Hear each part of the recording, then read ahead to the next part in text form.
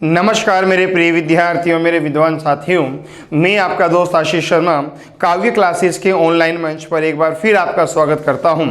साथियों, हम पढ़ रहे हैं उदयपुर संभाग और उदयपुर संभाग में दोस्तों हम दो जिलों के दर्शन कर चुके थे, राजसमंद और प्रतापगढ़। दोस्तों आज हम पढ़ेंगे त्रिपुरा सुंदरी की भूमि। हाँ दोस्तों, जिला बांसवाड़ा जो माही बजाज सागर के लिए जाना जाता है, घोटिया अंबा माता के मेले के लिए जाना जाता है, त्रिपुरा सुंदरी की भूमि के लिए जाना जाता है और अन्य ऐसी कई विशेषताएं हैं जो इतिहास के पन्नों पर बांसवाड़ा की लिखी हुई हैं। तो दोस्तों आज हम इतिहास के पन्नों से बांसवाड़ा को लेकर आ रहे हैं। एक बार फिर आपका स्वागत है। कॉपी पेन लेकर बैठ जाइए दोस्तों और शुरू करते हैं जिला बांसवाड़ा। एकदम क्लियर दोस्तों? ठीक, हाँ तो दोस्तों रेडी हो जाइए जिला बांसवाड़ा को पढ़ने के लिए। ठीक दोस्तों, आज का हमारा टॉपिक है दक्षिणी राजस्थान का बांसवाड़ा। राजस्थान का सबसे दक्षिणी जिला कौन सा होगा? बांसवाड़ा। क्लियर? अच्छा दोस्तों, सबसे पहले हम इस बांसवाड़ा की ऐतिहासिक पृष्ठभूमि को जानते हैं। तो दोस्तों ध्यान रखना, पूछा जाएगा आपसे कि जो बांसवाड़ा है, इस बांसवाड़ा का संस्थापक कौन है। आपसे पूछा जाएगा कि जो बांसवाड़ा है, इस बांसवाड़ा का संस्थापक कौन है। तो दोस्तों ध्यान रखना, जो बांसवाड़ा है, इस बांसवाड़ा के संस्थापक हैं जगमाल। पूछा जाएगा कि जो बांसवाड़ा है, इस बांसवाड़ा के संस्थापक कौन है? जगमाल। ठीक, अर्थात जगमाल नामक शासक के द्वारा बांसवाड़ा की स्थापना की गई थी। फिर बात आती है कि जो बांसवाड़ा है, इस बांसवाड़ा का नाम किस आधार पर किया गया है। इसका जो नामकरण है वो किस आधार पर किया गया है, अर्थात इसे बांसवाड़ा क्यों कहा जाता है, इसका आधार क्या है। तो दोस्तों दो आधार हैं। ठीक, पहला आधार है कि दोस्तों माना जाता है कि राजस्थान में सर्वाधिक बांसों की, दोस्तों राजस्थान में सर्वाधिक बांसों की जो अधिकता है, सर्वाधिक बांसों की जो अधिकता है वो बांसवाड़ा जिले में है। क्लियर? तो बांसों की अधिकता के कारण इसका नाम क्या हो गया? बांसवाड़ा। ये सामान्य आधार हुआ। एकदम क्लियर भाई? बांसवाड़ा क्यों कि साहब आपके ये दक्षिण राजस्थान में आता है और दोस्तों यहाँ सर्वाधिक बांसों की अधिकता है, तो बांसों की अधिकता होने के कारण नाम क्या रख दिया गया? बांसवाड़ा। ये पहला आधार है। ठीक, दूसरा आधार, दोस्तों जो दूसरा आधार दिया है ना, वो दिया है मेजर अर्स्कीन ने। दोस्तों जो दूसरा आधार है वो दिया है मेजर अर्स्कीन ने। एकदम क्लियर? और दोस्तों इन्होंने कहा है कि दक्षिणी राजस्थान में कोई बसिया नामक भील रहा करता था। इन्होंने कहा है कि दक्षिणी राजस्थान में कोई बसिया नामक भील रहा करता था। क्लियर? और दोस्तों ये जो बसिया नामक भील है ना, इस बसिया नामक भील की जो हत्या है, ये जो बसिया नामक भील की जो हत्या है वो की गई थी जगमाल के द्वारा और दोस्तों बांसवाड़ा पर अधिकार किया गया था। अर्स्कीन के अनुसार बसिया नामक भील की हत्या किसके द्वारा की गई थी? जगमाल के द्वारा।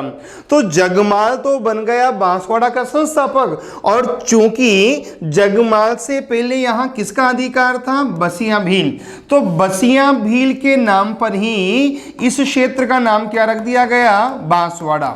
एकदम क्लियर? और बसिया नामक भील के नाम पर इस क्षेत्र का नाम बांसवाड़ा रखा गया है। ये किसने बताया है? अर्स्कीन ने। एकदम क्लियर ना भैया? एक बार फिर समझना, बांसवाड़ा का संस्थापक कौन मानेंगे हम? जगमाल। बांसवाड़ा का नामकरण किस आधार पर किया गया है? दो आधार पर। पहला आधार तो कि बांसों की अधिकता के कारण नाम हो गया बांसवाड़ा, ये सामान्य आधार। मेजर अर्स्कीन के अनुसार कि जगमाल के पहले यहाँ किसका अधिकार था? बसिया भील का। और इस बसिया भील की हत्या किसने की थी? जगमाल ने। तो जगमाल के द्वारा बसिया भील की हत्या करके इस क्षेत्र पर अधिकार किया गया था और बसिया भील के नाम पर ही इस क्षेत्र का नाम क्या रख दिया गया? बांसवाड़ा। एकदम क्लियर? अच्छा, फिर बात आती है कि जो बांसवाड़ा है दोस्तों, फिर बात आती है कि जो बांसवाड़ा है, यह बांसवाड़ा साहब आपके राजस्थान में कब मिलाया गया? पूछा जाएगा कि जो बांसवाड़ा है इसका राजस्थान में विलय कब हुआ? क्लियर? तो आप क्या बताओगे?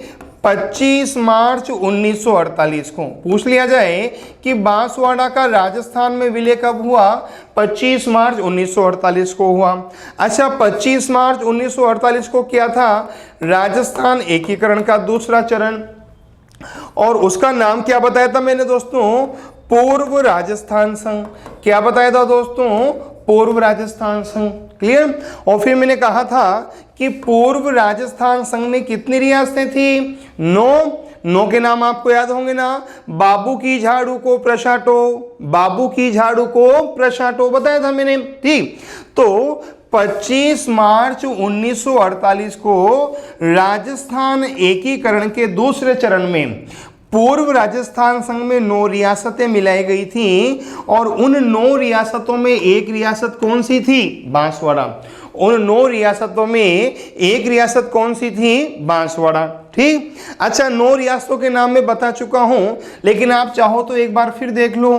ठीक, पहली रियासत का नाम बांसवाड़ा, दूसरी का नाम बूंदी, तीसरी का नाम किशनगढ़, चौथी का नाम झालावाड़, पांचवी का नाम डूंगरपुर, छठी का नाम कोटा, सातवीं का नाम प्रतापगढ़, आठवीं शाहपुरा और 9वीं टोंक। हो गया ना भैया? ठीक, तो एकीकरण के दूसरे चरण में बांसवाड़ा को 25 मार्च 1948 को पूर्व राजस्थान संघ में मिलाया गया था। अच्छा, प्रश्न आ जाए कि जब एकीकरण हो रहा था उस समय, अर्थात जब एकीकरण हो रहा था उस समय बांसवाड़ा के शासक कौन थे? राजस्थान एकीकरण के समय बांसवाड़ा के शासक कौन थे? अथवा यूं कहें कि जब इसे राजस्थान में मिलाया गया उस समय बांसवाड़ा के शासक कौन थे? तो आप क्या बताओगे? चंद्रवीर सिंह। क्या बताओगे रे मेरे भैयाओं? चंद्रवीर सिंह। ठीक, जब एकीकरण हो रहा था, जब बांसवाड़ा को राजस्थान में मिलाया जा रहा था, तो उस समय बांसवाड़ा के शासक कौन थे? चंद्रवीर सिंह। अच्छा दोस्तों, इन चंद्रवीर सिंह का एक कथन बहुत प्रसिद्ध है। जब इन्होंने भारत विलय पत्र पर हस्ताक्षर किए थे तो इन्होंने कहा था कि मैं भारत विलय पत्र पर नहीं, अपने डेथ वारंट पर हस्ताक्षर कर रहा हूं। जब चंद्रवीर सिंह ने भारत विलय पत्र पर हस्ताक्षर किए थे तो कहा था कि मैं भारत विलय पत्र पर नहीं, अपने डेथ वारंट पर हस्ताक्षर कर रहा हूं। एकदम क्लियर? अगली बात, चलो दोस्तों, यहां तक एकदम क्लियर हो गया ना अच्छी तरह? एक तो बांसवाड़ा का संस्थापक जगमाल, नामकरण या तो बांसों की अधिकता के लिए या फिर अर्शकीन के अनुसार बसिया भील के नाम पर। ठीक, बांसवाड़ा राजस्थान में कब मिलाया गया? 25 मार्च 1948। कौन से चरण में? दूसरे चरण में। अच्छा, क्या नाम था? पूर्व राजस्थान संघ। रियासतें 9, हम बहुत सारी बार इन 9 रियासतों के नाम पढ़ चुके हैं। एकीकरण के समय बांसवाड़ा का शासक चंद्रवीर सिंह, और चंद्रवीर सिंह का कथन कि मैं भारत विलय पत्र पर नहीं, अपने डेथ वारंट पर हस्ताक्षर कर रहा हूं। किसने कहा था? चंद्रवीर सिंह ने। क्लियर? आगे बात, फिर बात आती है कि जो बांसवाड़ा है, इस बांसवाड़ा को जिला कब घोषित किया गया? पूछा जाए इसे जिला कब घोषित किया गया, तो दोस्तों आप क्या बताओगे? जो बांसवाड़ा है इसे 30 मार्च 1949 को, बांसवाड़ा को 30 मार्च 1949 को जिला घोषित किया गया था। बांसवाड़ा को 30 मार्च 1949 को जिला घोषित किया गया था। अच्छा दोस्तों, ध्यान रखना, फिर पूछा जाए कि 30 मार्च 1949 को क्या था, तो आप क्या बताओगे? राजस्थान एकीकरण का चौथा चरण। 30 मार्च 1949 को क्या था? राजस्थान एकीकरण का चौथा चरण, और उसका नाम क्या था? वृहद राजस्थान संघ। क्या नाम था ने मेरे भैयाओं? वृहद राजस्थान संघ। एकदम क्लियर? और पूछा जाएगा कि वृहद राजस्थान संघ में कितनी रियासतें थी? मैंने बताया था ना 14। वृहद राजस्थान संघ में कितनी रियासतें थी? 14। एकदम क्लियर? ध्यान रखना दोस्तों, तो 30 मार्च 1949 को वृहद राजस्थान का जब गठन किया गया चौथे चरण के अंतर्गत, उस दिन बांसवाड़ा को जिला घोषित किया गया था। क्लियर? देखो दो बातें समझना अच्छी तरह। बांसवाड़ा को राजस्थान में मिलाया गया है 25 मार्च को और बांसवाड़ा को जिला घोषित किया गया है 30 मार्च को। बांसवाड़ा को दोस्तों, बांसवाड़ा को राजस्थान में मिलाया गया है दूसरे चरण में। क्लियर? और बांसवाड़ा को दोस्तों जिला घोषित किया गया है चौथे चरण में। इन बातों को आप याद रखना। क्लियर? अच्छा, फिर बात आती है दोस्तों कि जो बांसवाड़ा है, इस बांसवाड़ा का आकार कैसा है? पूछा जाएगा कि बांसवाड़ा का आकार कैसा है, तो आप क्या बताओगे कि जो बांसवाड़ा है इसका आकार है चतुष्कोणीय। पूछा जाए कि जो बांसवाड़ा है, इस बांसवाड़ा का आकार कैसा है? चतुष्कोणीय। एकदम क्लियर? अच्छा दोस्तों, फिर पूछा जाए कि जो बांसवाड़ा है, इस बांसवाड़ा की भौगोलिक स्थिति क्या है? पूछा जाए कि जो बांसवाड़ा है इसकी भौगोलिक स्थिति क्या है, तो आप क्या बताओगे कि बांसवाड़ा दक्षिणी राजस्थान का जिला है। एकदम क्लियर? पूछा जाए कि जो बांसवाड़ा है इसकी भौगोलिक स्थिति क्या है, तो आप क्या बताओगे कि बांसवाड़ा दक्षिणी राजस्थान का जिला है। और दोस्तों याद रखना, ये जो बांसवाड़ा है ना, ये राजस्थान का सबसे दक्षिणी जिला है। पूछा जाए दोस्तों कि जो बांसवाड़ा है ये दक्षिण राजस्थान में आता है और राजस्थान का सबसे दक्षिणी जिला, राजस्थान का सबसे दक्षिणी जिला सब आपके कौन होगा दोस्तों? आपके बांसवाड़ा। समझ जाओगे? तो बांसवाड़ा की भौगोलिक स्थिति दक्षिणी राजस्थान और राजस्थान का सबसे दक्षिणी जिला कौन सा है? बांसवाड़ा। समझना, राजस्थान का सबसे दक्षिणी जिला क्या बताओगे रे मेरे भैयाओं? बांसवाड़ा। एकदम क्लियर? चलो मित्रों, एक बात और ध्यान रखते हैं दोस्तों, एक बात और ध्यान रखते हैं। समझना, देखो अगर प्रश्न आए कि राजस्थान का सबसे दक्षिणी जिला, अगर प्रश्न आए कि राजस्थान का सबसे दक्षिणी जिला, राजस्थान का सबसे दक्षिणी जिला कौन सा है, तो कंफर्म आंसर क्या बताओगे? बांसवाड़ा। तो कंफर्म आंसर क्या बताओगे? बांसवाड़ा। ठीक। और पूछा जाए कि राजस्थान का सबसे दक्षिणी स्थान कौन सा होगा, पूछा जाए कि राजस्थान का सबसे दक्षिणी स्थान कौन सा होगा। अब अगर जिला दक्षिणी बांसवाड़ा है तो स्थान भी बांसवाड़ा के अंदर ही होगा। और पूछा जाए कि राजस्थान का सबसे दक्षिणी स्थान कौन सा है, तो आप क्या बताओगे? बोरकुंड। क्या बताओगे? बोरकुंड। और पूछा जाए कि बोरकुंड कहाँ आता है? बांसवाड़ा में। कहाँ आता है? बांसवाड़ा में। समझ जाओगे ना दोस्तों, जो बोरकुंड है ये कहाँ आता है? बांसवाड़ा में। क्लियर? एकदम ठीक। तो दो बातें, पहली बात, जिला बनाया गया 30 मार्च 1949 को। कौन से चरण में बनाया गया? चौथे चरण में। कब बना? अच्छा, किसके नाम से? वृहद राजस्थान संघ में बनाया गया। आकार चतुष्कोणीय, भौगोलिक स्थिति दक्षिणी राजस्थान। अच्छा दोस्तों, राजस्थान का सबसे दक्षिणी जिला बांसवाड़ा। अच्छा, अगर बांसवाड़ा राजस्थान का सबसे दक्षिणी जिला है तो दोस्तों राजस्थान का सबसे दक्षिणी बिंदु भी कौन सा होगा? बांसवाड़ा का बोरकुंड। कौन सा होगा? बांसवाड़ा का बोरकुंडा गांव राजस्थान का सबसे दक्षिणी जिला है। एकदम क्लियर? अच्छा दोस्तों, चलूं आगे। अच्छा, फिर बात आती है कि जो बांसवाड़ा है, इस बांसवाड़ा की जनसंख्या कितनी है?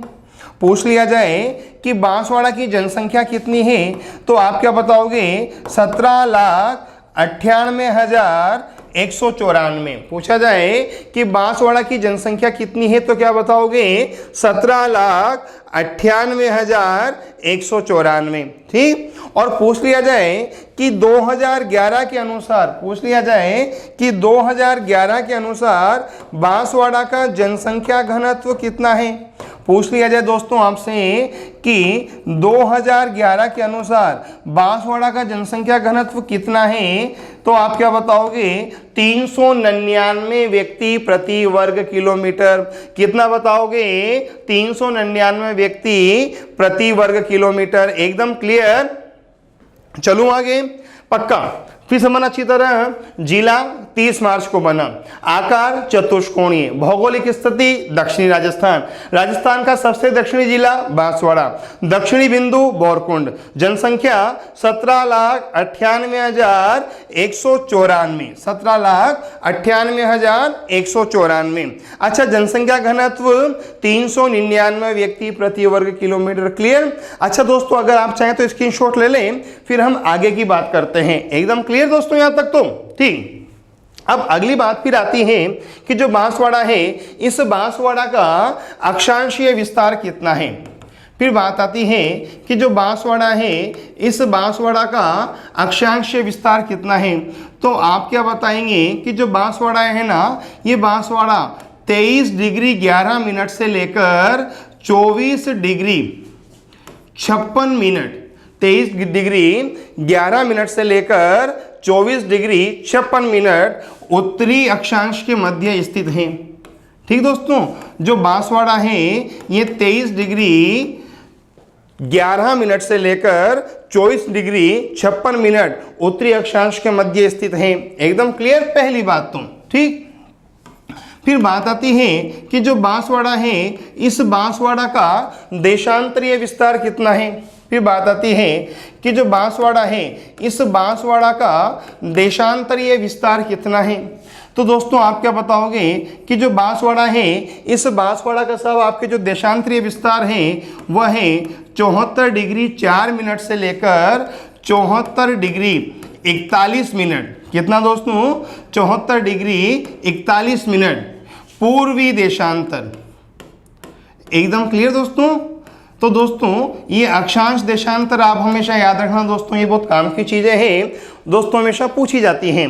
तो अक्षांश विस्तार 23 डिग्री 11 मिनट से 24 डिग्री 56 मिनट उत्तरी अक्षांश के मध्य, देशांतरीय विस्तार 74 डिग्री 4 मिनट से लेकर 74 डिग्री 41 मिनट पूर्वी देशांतर के मध्य। एकदम क्लियर। अच्छा, अगली बात फिर बात आती है कि जो बांसवाड़ा है, इस बांसवाड़ा का क्षेत्रफल कितना है। पूछा जाएगा कि जो बांसवाड़ा है, इस बांसवाड़ा का क्षेत्रफल कितना है। तो आप क्या बताओगे, 5037 वर्ग किलोमीटर। पूछा जाए कि बांसवाड़ा का क्षेत्रफल कितना है, 5037 वर्ग किलोमीटर। ठीक, मील में निकालना और दोस्तों फिर कमेंट बॉक्स में आंसर देना। एकदम क्लियर यहां तक तो दोस्तों ठीक। दोस्तों ये तो था दोस्तों बांसवाड़ा का सब आपके सामान्य परिचय, ठीक, जो मैंने बताया। अब हम बांसवाड़ा की अन्य विशेषताओं पर चर्चा करते हैं, लेकिन एक बार रिवाइज करेंगे फिर चर्चा करेंगे। रिवाइज दोस्तों बहुत जरूरी है। कम पढ़ो लेकिन बार बार पढ़ो, कम पढ़ो लेकिन बार बार पढ़ो। ऐसा नहीं है कि एक बार पढ़ो फिर बार बार ना पढ़े, तो स्लो बट कंटिन्यू, ये सफलता का आधार होना चाहिए। ठीक, बांसवाड़ा का संस्थापक जगमाल, नामकरण बांसों की अधिकता के कारण या फिर आस्किन के अनुसार बंसिया भील के नाम पर। राजस्थान में मिलाया गया 25 मार्च 1948 को। कौन से चरण में, दूसरे चरण में। नाम पूर्व राजस्थान संघ में 9 रियासतें थी। एकीकरण के समय यहाँ का शासक चंद्रवीर सिंह। चंद्रवीर सिंह का कोटेशन आपको याद होगा अच्छी तरह। ठीक, अगली बात, जिला 30 मार्च 1949 को बनाया गया। आकार चतुष्कोणीय, भौगोलिक स्थिति दक्षिणी राजस्थान, राजस्थान का सबसे दक्षिणी जिला बांसवाड़ा, दक्षिणी बिंदु बोरकुंड बांसवाड़ा, जनसंख्या 17,98,194, घनत्व 399 व्यक्ति प्रति वर्ग किलोमीटर। Clear my dears. ठीक, अच्छा, विस्तार अक्षांश देशांतर विस्तार याद रखने ना, क्षेत्रफल 5037 वर्ग किलोमीटर। ठीक, फिर बात आती है कि जो बांसवाड़ा है, इस बांसवाड़ा के उपनाम क्या हैं। जो बांसवाड़ा है, इस बांसवाड़ा के उपनाम क्या हैं। ठीक, तो दोस्तों बांसवाड़ा का एक उपनाम है 100 द्वीपों का शहर। दोस्तों जो बांसवाड़ा है, इस बांसवाड़ा का एक नाम है 100 द्वीपों का शहर। इसे कहा जाता है 100 द्वीपों का शहर, पहला नाम है। एकदम क्लियर दोस्तों। जो बांसवाड़ा है, इसे कहा जाता है सागवान का उद्यान। दोस्तों जो बांसवाड़ा है, इसे कहा जाता है सागवान का उद्यान। हो गए 2 नाम, एक नाम तो 100 द्वीपों का शहर, एक सागवान का उद्यान। एकदम क्लियर। और दोस्तों जो बांसवाड़ा है, उस बांसवाड़ा का दोस्तों एक नाम है आदिवासियों का जिला या आदिवासियों की भूमि। क्लियर दोस्तों, जो बांसवाड़ा है इसका एक नाम है आदिवासियों की भूमि। ठीक, एकदम क्लियर। तो बांसवाड़ा का एक नाम तो 100 द्वीपों का शहर, एक नाम क्या होगा दोस्तों सागवान का उद्यान, और एक नाम क्या होगा आदिवासियों की भूमि। एकदम क्लियर। अच्छा दोस्तों समझना, बांसवाड़ा में 2 भौगोलिक मैदान हैं। दोस्तों बांसवाड़ा में 2 भौगोलिक मैदान हैं, समझना अच्छी तरह। बांसवाड़ा जिले में 2 भौगोलिक मैदान हैं। फिर पूछा जाए कि वो 2 भौगोलिक मैदान कौन कौन से हैं, तो दोस्तों ध्यान रखना, एक तो है बांसवाड़ा में 56 का मैदान, एक तो है बांसवाड़ा में कौन सा मैदान 56 का मैदान। क्लियर। और दोस्तों एक है बांसवाड़ा में देवल का मैदान। दोस्तों बांसवाड़ा में 2 भौगोलिक मैदान हैं, एक तो 56 का मैदान और एक देवल का मैदान। क्लियर। फिर दोस्तों ध्यान रखना, जो 56 का मैदान है ना, ये 2 जिलों में है, एक तो बांसवाड़ा में, कहाँ, एक तो बांसवाड़ा में, और दोस्तों एक है प्रतापगढ़ में। समझ जाना, जो 56 का मैदान है वो तो है बांसवाड़ा और प्रतापगढ़ में, और दोस्तों जो देवल का मैदान है ये है बांसवाड़ा और डूंगरपुर में।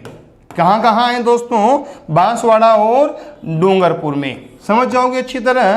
तो दोस्तों बांसवाड़ा में 2 भौगोलिक मैदान हो गए, कौन कौन से, एक तो 56 का मैदान कहाँ, बांसवाड़ा और प्रतापगढ़ में, देवल का मैदान बांसवाड़ा और डूंगरपुर में। समझ जाओगे अच्छी तरह। बांसवाड़ा के भौगोलिक उपनाम 100 द्वीपों का शहर, सागवान का उद्यान और आदिवासियों की भूमि। भौगोलिक मैदान 56 का मैदान बांसवाड़ा में और प्रतापगढ़ में है, और दोस्तों देवल का मैदान बांसवाड़ा और डूंगरपुर में है। एकदम क्लियर। और दोस्तों ध्यान रखना, अगर 56 का मैदान आए तो ये तो है दक्षिणी राजस्थान में। कहाँ है, दक्षिणी राजस्थान में। और अगर दोस्तों पूछ लिया जाए 56 की पहाड़ियाँ कहाँ हैं, क्लियर दोस्तों ध्यान रखना, अगर 56 के मैदान का नाम आए तो दक्षिणी राजस्थान।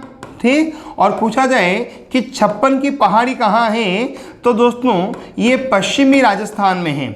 जो 56 की पहाड़ी है ये पश्चिमी राजस्थान में है, बाड़मेर में है, जालौर में है। एकदम क्लियर।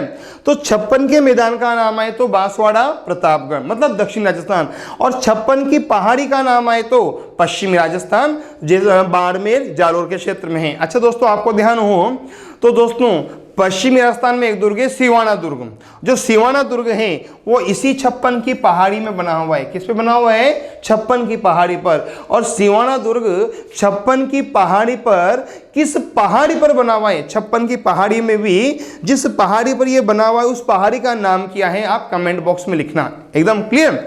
चलो आगे, यहां तक तो क्लियर एकदम। अगली बात, फिर बात आती है दोस्तों कि जो बांसवाड़ा है इस बांसवाड़ा की विशेषताएं क्या हैं। क्लियर। बांसवाड़ा का महत्व क्या है। ठीक। तो दोस्तों बांसवाड़ा भौगोलिक महत्व ज्यादा रखता है बनिस्पत ऐतिहासिक महत्व के। क्लियर। बांसवाड़ा भौगोलिक महत्व ज्यादा रखता है बनिस्पत ऐतिहासिक महत्व के। क्लियर। अब दोस्तों अगर बांसवाड़ा भौगोलिक महत्व रखता है तो उस भौगोलिक महत्व में सबसे बड़ा महत्व रखता है कर्क रेखा के कारण। एकदम क्लियर। बांसवाड़ा का जो भौगोलिक महत्व है उस महत्व में सबसे बड़ा जो महत्व है कर्क रेखा के कारण। ठीक। अच्छा फिर बात आती है कि कर्क रेखा किसे कहते हैं, कर्क रेखा किसे कहते हैं। तो दोस्तों कल्पना करना, ये हमारी पृथ्वी है, इस पृथ्वी में साहब आपके ये हो गई 0 डिग्री अक्षांश रेखा जिसे हम भूमध्य रेखा कहते हैं, इधर नॉर्थ और इधर साउथ। एकदम क्लियर। ये 0 डिग्री पर है। ठीक। 90 इधर और 90 इधर होती हैं। ठीक। अब दोस्तों 0 डिग्री अक्षांश रेखा या भूमध्य रेखा के 0 डिग्री अक्षांश रेखा या भूमध्य रेखा के उत्तर में, 0 डिग्री अक्षांश रेखा या भूमध्य रेखा के उत्तर में एक रेखा होती है 23.5 डिग्री पर। कितने डिग्री पर, 23.5 डिग्री पर। एकदम क्लियर दोस्तों, 23.5 डिग्री पर। और दोस्तों इस भूमध्य रेखा के उत्तर में चलोगे तो अक्षांश इधर है दोस्तों, तब हम ना अब 23.5 डिग्री ये जो अक्षांश रेखा है, समझ दोस्तों 23.5 डिग्री ये जो अक्षांश रेखा है, ठीक, उत्तर में है ना। सब कहाँ है दोस्तों, ये उत्तर में। तो भूमध्य रेखा के उत्तर में जो 23.5 डिग्री के अक्षांश पे रेखा होती है, इस रेखा को क्या कहा जाता है, कर्क रेखा। क्या कहा जाता है? कर्क रेखा। तो मतलब पूछा जाए कि कर्क रेखा का मतलब क्या होता है? 23.5 डिग्री उत्तरी अक्षांश रेखा। 23.5 डिग्री उत्तरी अक्षांश रेखा क्या कहलाती है? कर्क रेखा। क्लियर? अब 23.5 डिग्री अगर हम इधर चलेंगे तो अगर भूमध्य रेखा के दक्षिण में चलोगे तो एक रेखा होगी 23.5 डिग्री। क्लियर दोस्तों? 23.5 डिग्री अक्षांश रेखा। ठीक, अब समझना, 23.5 डिग्री उत्तर में हो तो कर्क और 23.5 डिग्री दक्षिण में हो तो क्या कहलाती है? मकर। क्या कहलाती है? मकर रेखा। समझना, अगर उत्तर में हो तो कर्क, दक्षिण में हो तो मकर रेखा। ठीक, तो 23.5 डिग्री उत्तरी अक्षांश रेखा को क्या कहा जाता है? कर्क रेखा कहा जाता है। एकदम क्लियर? अब दोस्तों ध्यान रखना, ये जो कर्क रेखा है ना, ये कर्क रेखा भारत के 8 राज्यों से गुजरती है। दोस्तों आप समझ अच्छी तरह, जो कर्क रेखा है ना, ये कर्क रेखा भारत के 8 राज्यों से गुजरती है। ठीक दोस्तों, जो कर्क रेखा है ये भारत के 8 राज्यों को स्पर्श करती है या 8 राज्यों से गुजरती है, ये ध्यान रखना दोस्तों। ठीक, और उन 8 राज्यों में एक राज्य कौन सा है? राजस्थान। कौन सा है? राजस्थान। फिर बात आती है कि वो 8 राज्य कौन कौन से हैं जहां से कर्क रेखा गुजरती है, तो आप क्या बताओगे? राजस्थान। एक तो कौन सा? राजस्थान। एक मध्य प्रदेश, एक झारखंड, ठीक, एक छत्तीसगढ़। ठीक दोस्तों, इसके अलावा दोस्तों एक तो हो जाएगा राजस्थान, एक मध्य प्रदेश, एक झारखंड। क्लियर? और दोस्तों एक हो जाएगा छत्तीसगढ़, एक हो जाएगा आपके पश्चिम बंगाल। ठीक दोस्तों, एक हो जाएगा आपके गुजरात, एक हो जाएगा मिजोरम और एक हो जाएगा त्रिपुरा। ठीक, एक बार फिर समझना अच्छी तरह, 23.5 डिग्री उत्तरी अक्षांश रेखा तो क्या कहलाएगी? कर्क रेखा।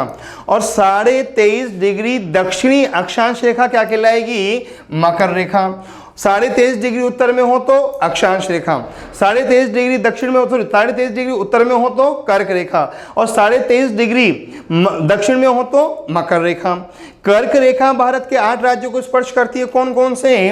राजस्थान, मध्य प्रदेश, झारखंड, छत्तीसगढ़, पश्चिम बंगाल, गुजरात, मिजोरम और त्रिपुरा।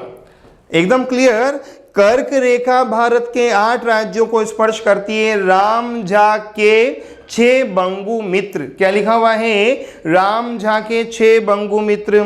राजस्थान, मध्य प्रदेश, झारखंड, छत्तीसगढ़, पश्चिम बंगाल, गुजरात, मिजोरम और त्रिपुरा। एकदम क्लियर यहां तक? तो अब फिर समझना, अभी जो कर्क रेखा है ना, ये राजस्थान के 2 जिलों को स्पर्श करती है। जो कर्क रेखा है ये राजस्थान के 2 जिलों को स्पर्श करती है।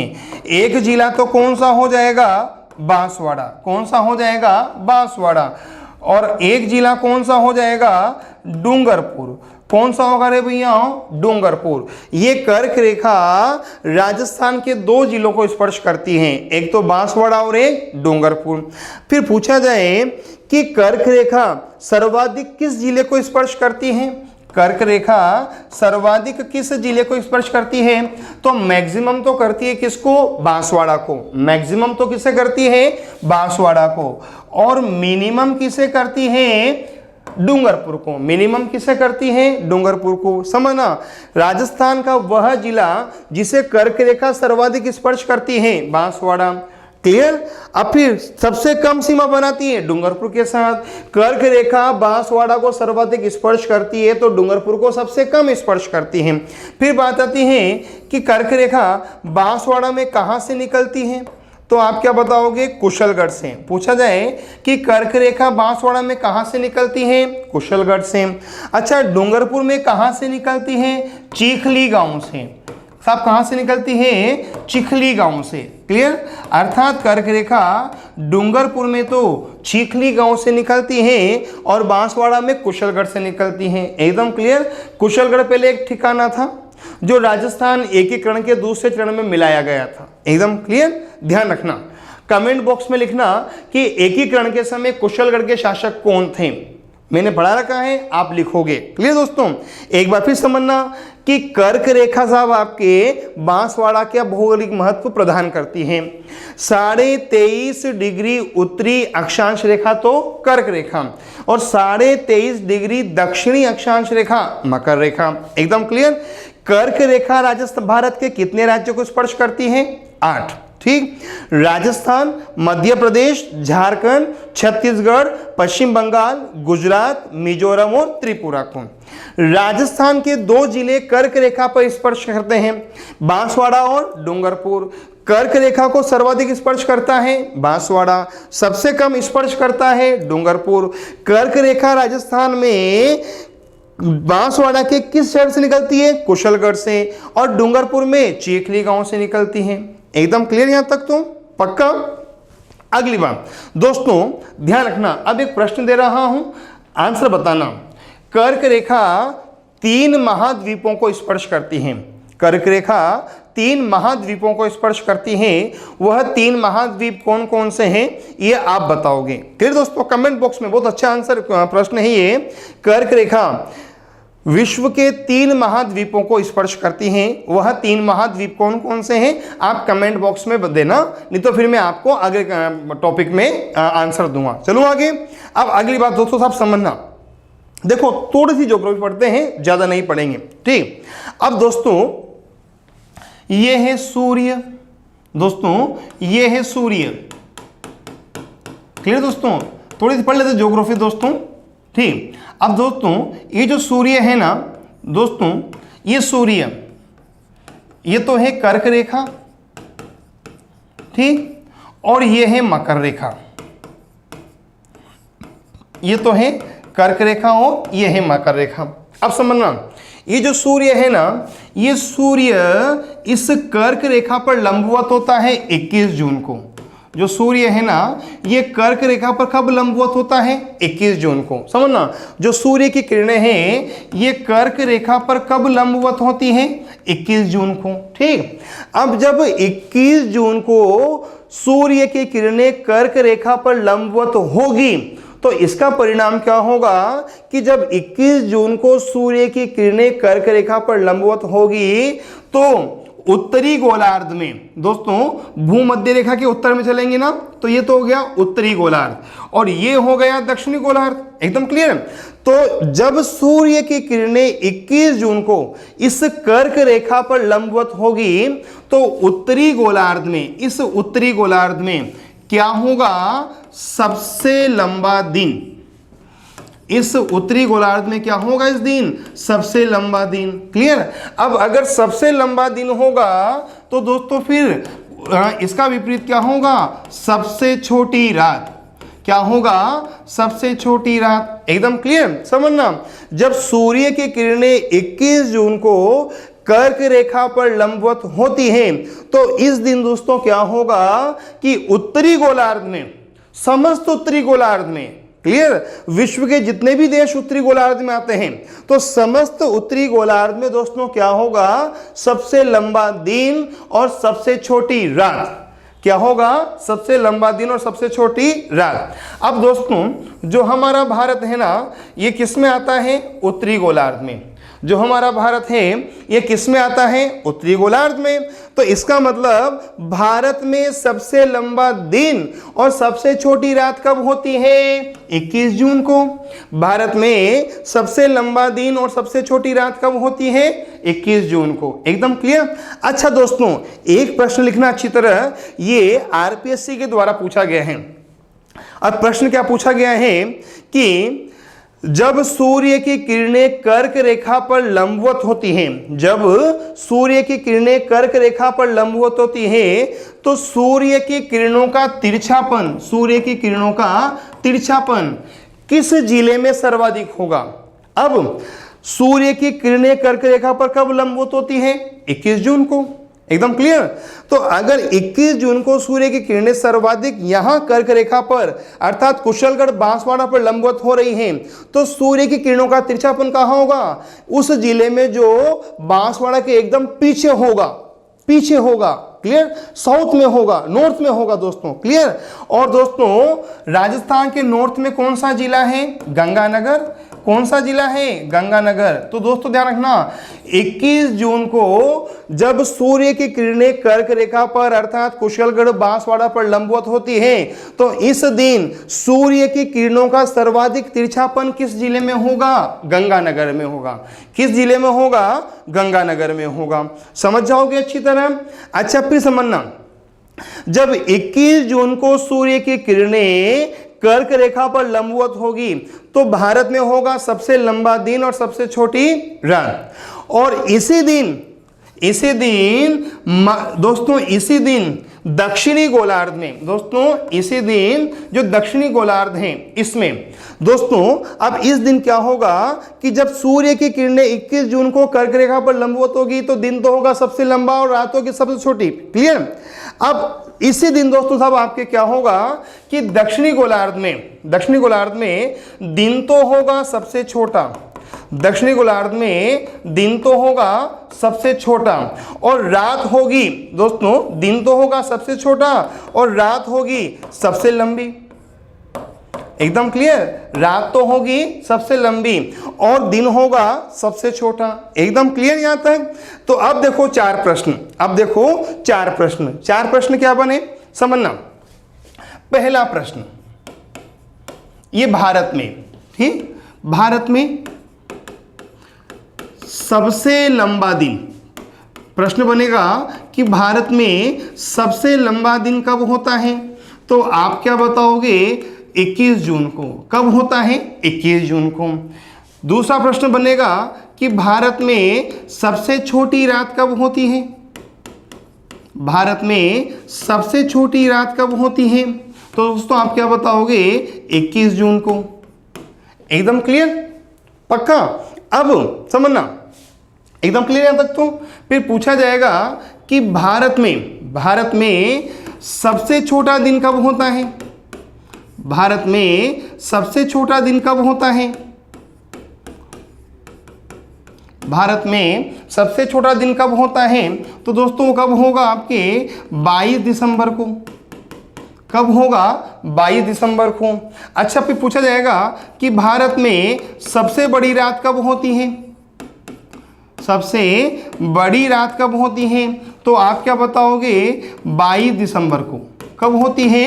22 दिसंबर को। देखो ये सब कर्क रेखा का प्रभाव है, क्लियर। जब सूर्य कर्क रेखा पर लंबवत होगा तो भारत में क्या होगा? सबसे बड़ा दिन, ठीक, और रात सबसे छोटी, ठीक। दोस्तों ये तो होगा उत्तरी गोलार्ध में। किसमें होगा दोस्तों? ये तो होगा उत्तरी गोलार्ध में। एकदम क्लियर।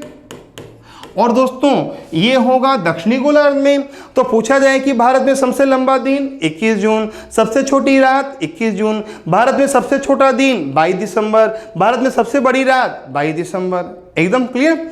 अब दोस्तों साहब समझना एक बात और, ये सूर्य, ठीक दोस्तों, ये सूर्य, अब दोस्तों साहब जो सूर्य है ना ये होगा दक्षिणायन।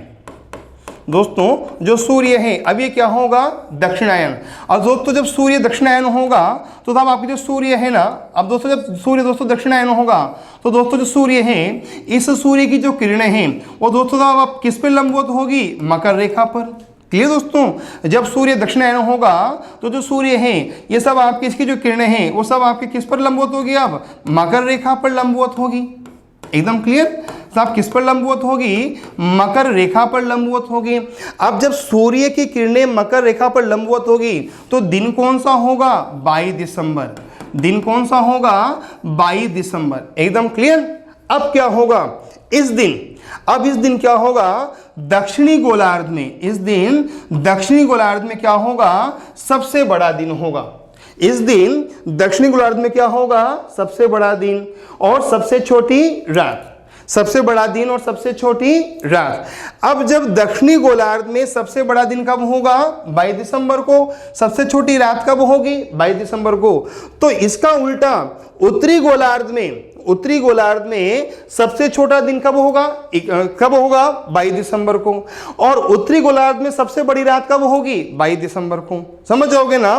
तो अर्थात जब सूर्य की किरणें कर्क रेखा पर लंबवत होती हैं तो छोटा दिन और बड़ी रात कहाँ होती हैं? दक्षिणी गोलार्ध में। ठीक दोस्तों, और जब सूर्य की किरणें मकर रेखा पर लंबवत होती हैं तो छोटा दिन और बड़ी रात कहाँ होती है? उत्तरी गोलार्ध में। समझ गए अच्छी तरह दोस्तों एक बार फिर समझना अच्छी तरह। ठीक, कर्क रेखा का मतलब क्या होता है? 23.5 डिग्री उत्तरी अक्षांश रेखा क्या कहलाती है?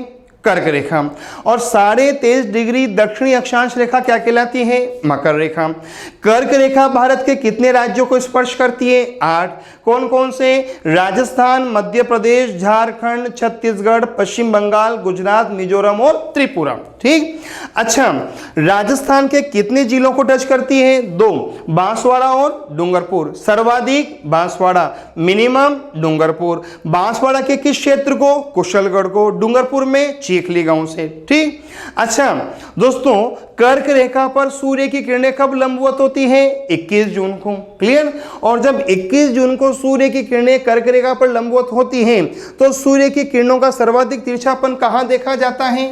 गंगानगर में। ठीक, जब 21 जून को सूर्य की किरणें कर्क रेखा पर लंबवत होती हैं तो दोस्तों भारत में सबसे बड़ा क्या होता है? दिन। तो भारत में सबसे बड़ा दिन कब होगा दोस्तों? पूछा जाए कि भारत में सबसे बड़ा दिन कब होगा तो आप क्या बताओगे? 21 जून को। भारत में सबसे छोटी रात कब होगी? 21 जून को। तो उत्तरी गोलार्ध का सबसे बड़ा दिन 21 जून। उत्तरी गोलार्ध का सबसे बड़ा दिन 21 जून और उत्तरी गोलार्ध की सबसे छोटी रात 21 जून। और दक्षिणी गोलार्ध का सबसे, दोस्तों ये होगा दक्षिणी गोलार्ध में, एकदम क्लियर, ये दक्षिणी गोलार्ध। दक्षिणी गोलार्ध का सबसे छोटा दिन 22 दिसंबर और दक्षिणी गोलार्ध का सबसे बड़ी रात 22 दिसंबर। ये तो कब है? ये चारों स्थितियां कब हैं? जब सूर्य कहाँ है? कर्क रेखा पर। ये चारों स्थितियां कब है? जब सूर्य कहाँ है? कर्क रेखा पर। एकदम क्लियर। अब सूर्य साहब आपके दक्षिणायन होगा तो कहां जाएगा? मकर रेखा पर। तो मकर रेखा पर सूर्य कब लंबवत होगा? 22 दिसंबर को। क्लियर? और जब सूर्य 22 दिसंबर को मकर रेखा पर लंबवत होगा तो क्या होगा कि जब सूर्य 22 दिसंबर को मकर रेखा पर लंबवत होगा तो इस दिन दक्षिणी गोलार्ध में तो क्या होगा? सबसे बड़ा दिन। इस दिन क्या होगा? दक्षिणी गोलार्ध में सबसे बड़ा दिन। क्लियर? और सबसे छोटी रात। समझ जाओगे ना? तो दक्षिणी गोलार्ध का सबसे बड़ा दिन और सबसे छोटी रात कब होती है? 22 दिसंबर को। क्लियर? दक्षिणी गोलार्ध का सबसे बड़ा दिन और सबसे छोटी रात कब होती है? 22 दिसंबर को। और उत्तरी गोलार्ध का सबसे बड़ा दिन और सबसे छोटी रात कब होती है? 21 जून को। ठीक, फिर बात है कि उत्तरी गोलार्ध में सबसे छोटा दिन और सबसे छोटी रात कब होती है? सबसे बड़ी रात कब होती है? 22 दिसंबर को। उत्तरी गोलार्ध में सबसे छोटा दिन और सबसे बड़ी रात कब होती है? 22 दिसंबर को। ठीक, और दक्षिणी गोलार्ध में सबसे छोटा दिन और सबसे बड़ी रात कब होती है? 21 जून को। एकदम क्लियर? समझ गए अच्छी तरह? चलो आगे। चलो दोस्तों थोड़ा और अच्छी तरह समझा देता हूं आपको। ठीक, पूछा जाए ये उत्तरी गोलार्ध, पूछा जाए आपसे दोस्तों ये उत्तरी गोलार्ध। ठीक, अब देखो उत्तरी गोलार्ध का सबसे बड़ा दिन, दोस्तों इसको हम लिख लेना अच्छी तरह। उत्तरी गोलार्ध का सबसे बड़ा दिन और उत्तरी गोलार्ध का सबसे छोटी रात। उत्तरी गोलार्ध की सबसे छोटी रात। क्लियर? ये कब होगा? 21 जून। क्लियर? सबसे बड़ा दिन और सबसे छोटी रात। फिर बात है कि उत्तरी गोलार्ध का सबसे छोटा दिन, उत्तरी गोलार्ध का सबसे छोटा दिन। ठीक, और उत्तरी गोलार्ध की सबसे बड़ी रात। उत्तरी गोलार्ध की क्या? सबसे बड़ी रात। ये कब होगी दोस्तों? तो आप क्या बताओगे? 22 दिसंबर को। ठीक, अच्छा अब बात आती है दक्षिणी गोलार्ध की। बात आती है दक्षिणी गोलार्ध की। ठीक, तो आप समझना, अगर दक्षिणी गोलार्ध की बात आती है फिर प्रश्न नंबर 1, दक्षिणी गोलार्ध का सबसे बड़ा दिन। दक्षिणी गोलार्ध का सबसे बड़ा दिन तो आप क्या बताओगे? 22 दिसंबर। कितना बताओगे? 22 दिसंबर। दक्षिणी गोलार्ध में सबसे छोटी रात। दक्षिणी गोलार्ध में सबसे छोटी रात तो भी क्या बताओगे 22 दिसंबर। ठीक। अच्छा, फिर पूछा जाएगा दक्षिण गोलार्ध का सबसे छोटा दिन, दक्षिण गोलार्ध का सबसे छोटा दिन, तो आप क्या बताओगे 21 जून। ठीक। और पूछा जाए कि दक्षिण गोलार्ध में सबसे बड़ी रात, तो आप क्या बताओगे 21 जून। एकदम क्लियर। अच्छा, इस दिन सूर्य कहाँ है, कर्क रेखा पर लंबवत। इस दिन सूर्य कहाँ है, मकर रेखा पर। समझ जाओगे ना, इस दिन सूर्य कहाँ है, कर्क रेखा पर, इस दिन मकर रेखा पर, इस दिन कर्क रेखा पर, इस दिन मकर रेखा पर। एकदम क्लियर। चलो आगे, एकदम क्लियर पहली बात। फिर अगली बात आती है कि बांसवाड़ा का अगला महत्व क्या है। क्लियर। तो दोस्तों, जो बांसवाड़ा जिला है, इस बांसवाड़ा में दोस्तों साहब आपके एक नदी बहती है और नदी का नाम है माही नदी। कौन सी नदी बहती है, माही नदी। बांसवाड़ा को दोस्तों माही नदी का वरदान भी कहा जाता है। क्लियर दोस्तों, माही नदी यहाँ बहती है जो कि दोस्तों बांसवाड़ा की प्रगति के लिए उत्तरदायी है। ठीक। फिर बात आती है कि जो माही नदी है, इस माही नदी का जो उद्गम है, बात आती है कि जो माही नदी है, इस माही नदी का जो उद्गम है ये कहाँ से होता है। क्लियर। तो दोस्तों ध्यान रखना, जो माही नदी है, इस माही नदी का जो उद्गम है वो होता है मध्य प्रदेश से। कहाँ से होता है, मध्य प्रदेश से। दोस्तों ध्यान रखना, जो माही नदी है ना, इस माही नदी का जो उद्गम है वो होता है मध्य प्रदेश से। ठीक। अच्छा दोस्तों, मध्य प्रदेश में भी सब आपके, दोस्तों मध्य प्रदेश में भी सब आपके एक शहर है सरदारपुरा। मध्य प्रदेश में दोस्तों एक शहर है सरदारपुरा, और सरदारपुरा में सब आपके दोस्तों एक गांव है अमरोरू। क्लियर। सरदारपुरा गांव में, सरदारपुरा क्षेत्र में एक गांव है अमरोरू। क्लियर। और दोस्तों इस अमरोरू गांव के निकट, इस अमरोरी गांव के साथ आपके निकट एक झील है और उस झील का नाम है मेहंद झील। दोस्तों क्या नाम है, मेहंद झील। इस झील के बाद आपके इस अमरोरू गांव के निकट एक झील है और झील का नाम क्या है, मेहंद झील। और दोस्तों इसी मेहंद झील से, दोस्तों इसी मेहंद झील से अब आपके किसका उद्गम होता है, माही नदी का। इसी मेहंद झील से आपके क्या होता है, माही नदी का उद्गम होता है। एकदम क्लियर दोस्तों। बांसवाड़ा की प्रमुख नदी माही नदी। माही नदी का उद्गम कहाँ से होता है, मध्य प्रदेश। मध्य प्रदेश में कौन सा गांव, सरदारपुरा। सरदारपुरा में भी कौन सा गांव, अमरोरू गांव। अमरोरू गांव में भी क्या है, मेहंद झील। और मेहंद झील से किसका उद्गम होता है, माही का। तो माही का उद्गम होता है मेहंद झील से। मेहंद झील है अमरोरू गांव में, अमरोरू गांव है सरदारपुरा में, मध्य प्रदेश में। एकदम क्लियर। अच्छा, पूछा जाएगा कि जो माही नदी है इसका उद्गम किस पहाड़ी से होता है, इसका उद्गम किस पहाड़ी से होता है।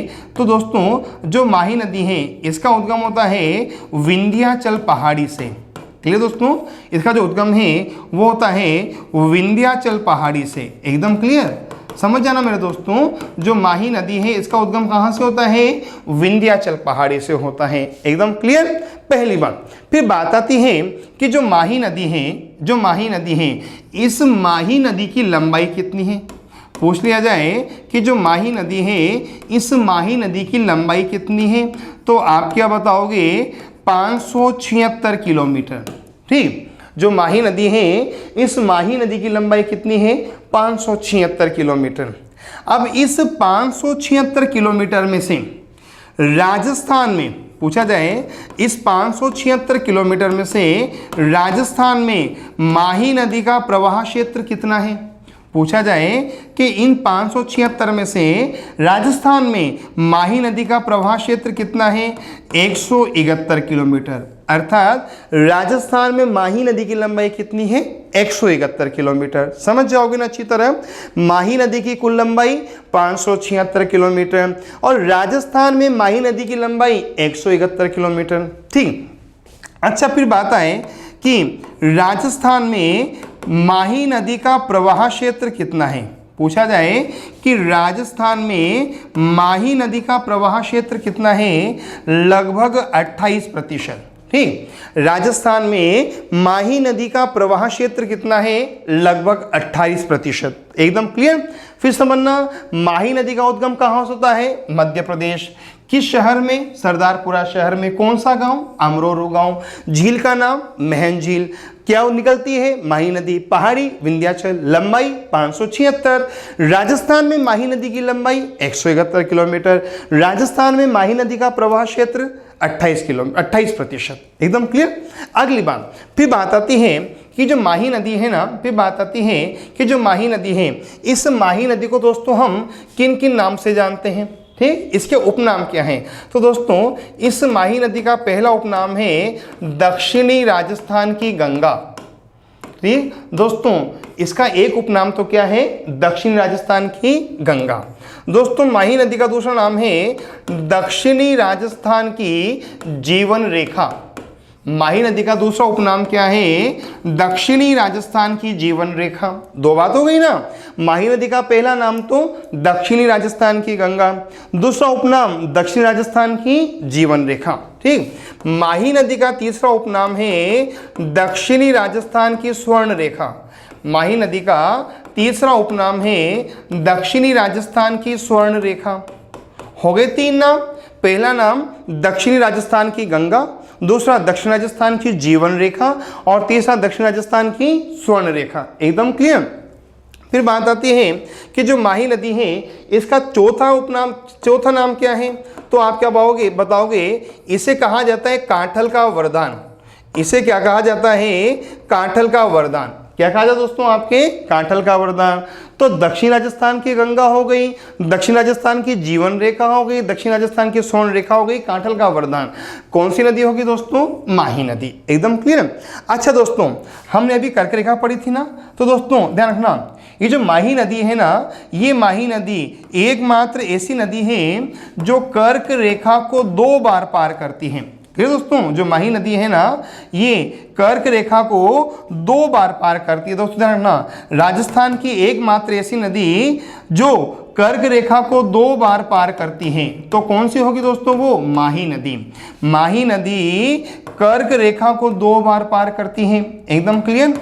अच्छा, बात आती है कि कर्क रेखा को 2 बार कैसे पार करती है। फिर बात आती है कि कर्क रेखा को 2 बार कैसे पार करती है। तो दोस्तों ये है माही नदी, ये कर्क रेखा को 2 बार पार करती है।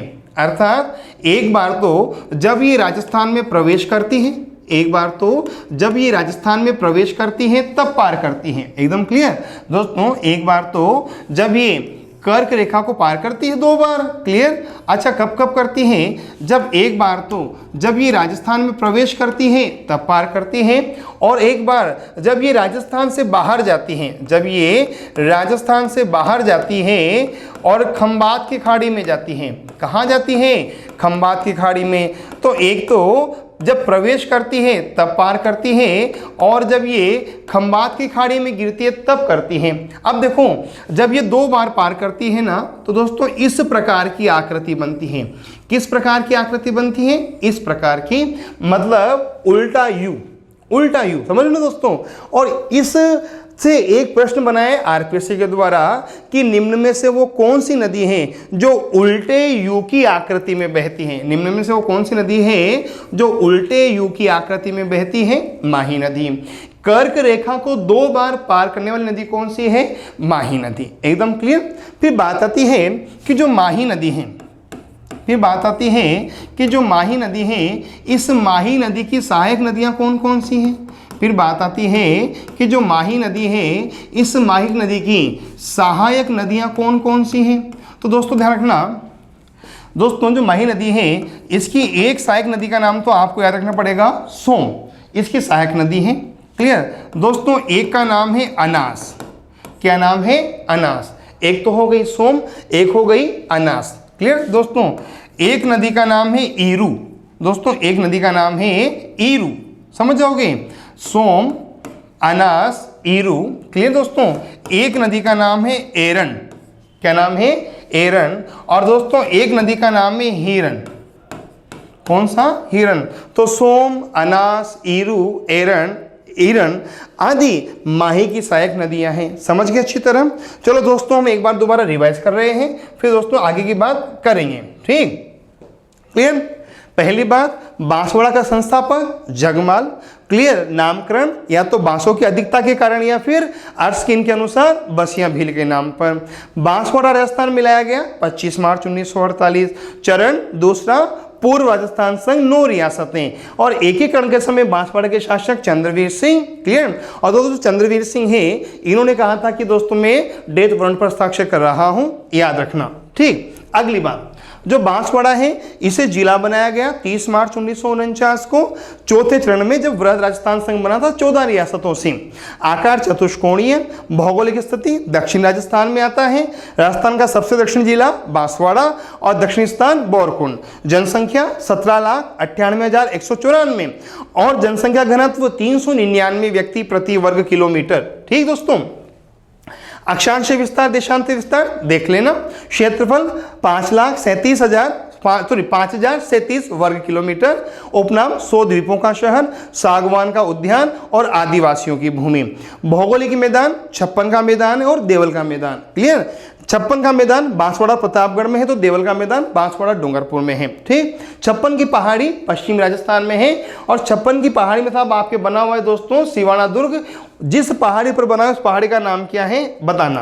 ठीक। अच्छा, बांसवाड़ा साहब आपकी क्या निकलती है? कर्क रेखा। कर्क रेखा 23.5 डिग्री उत्तरी अक्षांश रेखा कर्क रेखा। ठीक। अच्छा, और 23.5 डिग्री दक्षिण अक्षांश रेखा मकर रेखा।